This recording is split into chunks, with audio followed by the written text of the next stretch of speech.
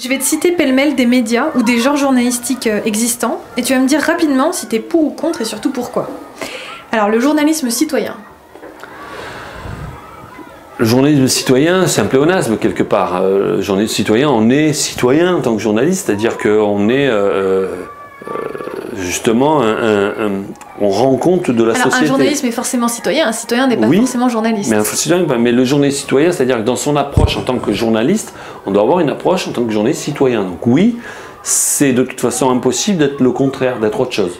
Oui, mais alors du coup, ma question c'est vraiment le citoyen qui veut faire du journalisme et qui va utiliser tous les moyens mis à sa disposition et qui sont très nombreux aujourd'hui. C'était le mythe du demain tous journalistes. Voilà. À un moment, on y a cru.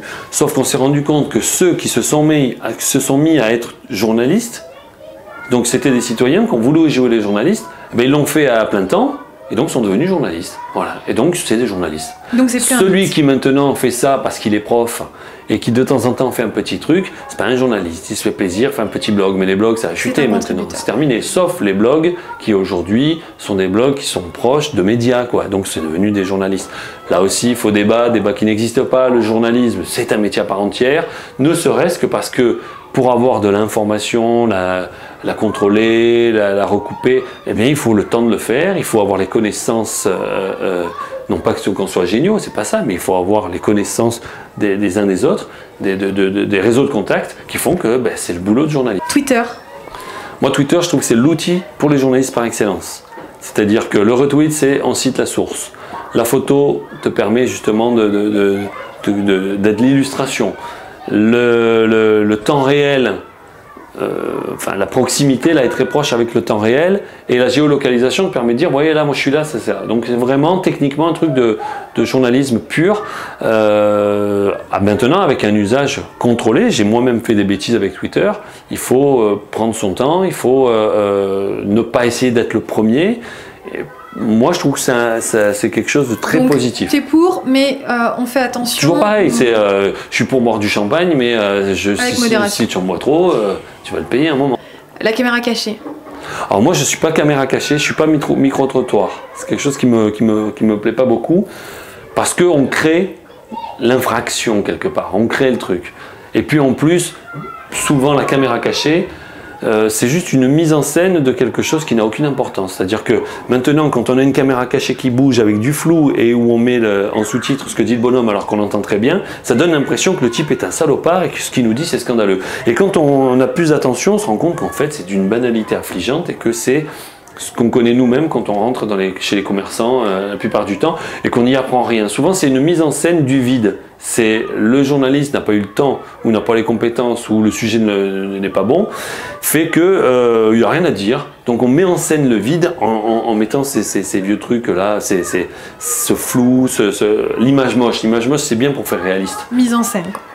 La méthode Élise Lucet dans Cache Investigation. Qu'est-ce qu'elle fait? Elle alpague tous les grands dirigeants d'entreprise et donc elle leur court après et elle veut des réactions sur le vif. Et elle les lâche plus. Côté teigneux. John Paul Lepers, il a fait avant plein de gens l'ont fait. On a tourné là-bas, on a tourné notamment cette jeune fille qui s'appelle Élise Lucet, France 2. J'ai une pièce d'identité, j'ai une carte de presse, je l'ai. Je montre cette jeune femme, elle a 13 ans. Moi, j'ai pas ce tempérament, pas du tout. Moi, parce que j'ai une approche scientifique des choses. Dès qu'on observe un système, si ce système-là, on y intervient, on intervient dans le système, on le modifie. Ça, c'est vraiment voilà. Si on étudie une population de singes, à partir du moment où on va en interaction avec eux, on va changer leur comportement. Donc moi je suis pas pour ça. Maintenant ça c'est pas un dogme quoi. C'est-à-dire que moi je suis pas pour ça, mais je ne sais pas le faire aussi. Le reportage pizza. Tu m'expliques juste vite fait ce que c'est. Le reportage pizza c'est on te commande une info et tu dois aller la trouver. À Marseille on te commande une poissonnière qui te raconte que ça se passe bien ou que ça se passe mal en fonction du besoin. Et on te demande d'aller chercher une maman qui pleure un petit qui a perdu une maman qui a perdu un petit. Et là on met en boîte et on envoie ça. Le reportage pizza c'est un des fléaux de du monde moderne. C'est-à-dire on veut rentrer dans les clous et donc on te demande même pas va sur le terrain et ramène-moi ce qu'il y a, on te dit va me trouver ça. Et si on ne trouve pas, c'est pas normal. Il y a un problème, il faut y retourner. Le hard news, l'info en continu. C'est un fléau, c'est un calvaire, c'est absolument pas professionnel, c'est grotesque, c'est un vrai danger même des fois pour des individus.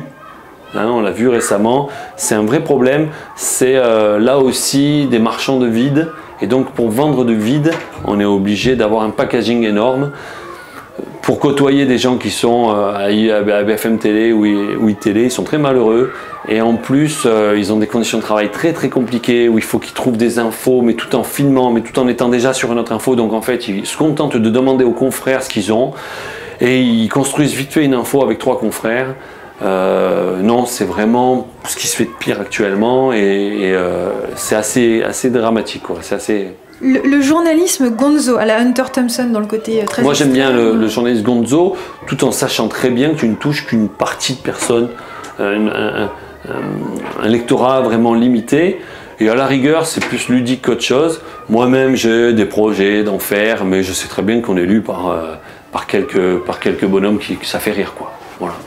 L'infographie ou la vidéographie? Très très bien, très intéressant. Des fois une infographie nous en dit plus en une petite image vite fait, bien fait, que de grands palabres, chiants à écrire et encore plus chiants à lire, quoi. L'infotainment, alors avec le Daily Show aux États-Unis et son représentant en France, le Petit Journal. Alors, faut que ça reste à sa place. C'est marrant. Moi, à un moment, ils voulaient m'interviewer, j'avais refusé, mais c'était dans l'ancienne version. Aujourd'hui, je serais d'accord. Pas du tout pour des raisons marketing, je serais d'accord parce que c'est un peu plus sérieux. Avant c'était vraiment, on te filmait pendant 2 heures, on faisait un montage, on prenait 2 minutes et à la fin on te faisait un format était très court aussi. Ouais, puis on te massacrait sur un montage, c'était que... Ensuite ça fait rigoler, ça a du sens, c'est une sorte des fois ça a un côté Charlie Hebdo filmé, hein, pourquoi pas, en moins trash quand même. Oui, si ça reste à sa place et c'est le cas pour le moment en France, oui c'est bien, moi j'aime bien. Et le zapping pour finir? Alors le zapping, il ne faut pas se laisser, mais ils le disent très clairement, il ne faut pas se laisser tromper par le zapping. Mais le zapping, ça permet quand même pas de regarder pendant des heures la télé, ou le zapping permet de ne pas tout consommer, mais d'en avoir le meilleur ou le pire. Là pareil, il y a à prendre et à laisser, de toute façon on ne te dit pas autre chose quand on te le donne, mais c'est comme toutes les compiles. Et on prend pas le téléspectateur par la main, on le laisse vraiment critique. On le laisse, après ça manque de sens non plus, même, ou alors ça met du sens sur des choses qui en ont pas. Mais donc il faut aussi relativiser ça. C'est du montage pur le zapping, donc avec le montage, le mot monteur et le mot menteur sont très très proches. C'est peut-être un hasard, mais ça n'en est pas un dans le fond. Et donc on peut faire dire n'importe quoi au zapping. Ils le font pas trop, franchement. Ils font un travail assez honnête. Et je Quand pense tu dis que c'est l'honnêteté. tu penses au zapping de Canal+, qui est le plus connu. Ouais, mais les autres, il y a énormément de zapping aujourd'hui. Oui, c'est des copies. Sur Internet notamment, ouais. Où oui, mais... certains journaux papier sur leur version web vont justement aller chercher tous ces petits moments d'actualité. Vous savez, les copies, généralement, les copies sont toujours moins bonnes que l'original. C'est le cas, encore une fois, comme d'habitude, parce qu'ils n'ont pas l'expérience, vous savez, ils ne mettent pas les moyens. Et donc, ouais, les compilations, ça peut être intéressant quand on a raté un truc, c'est comme en musique, quoi. Mais ça n'est pas l'info absolue. Il faut de tout, de toute façon. Et là, il y a tout en même temps.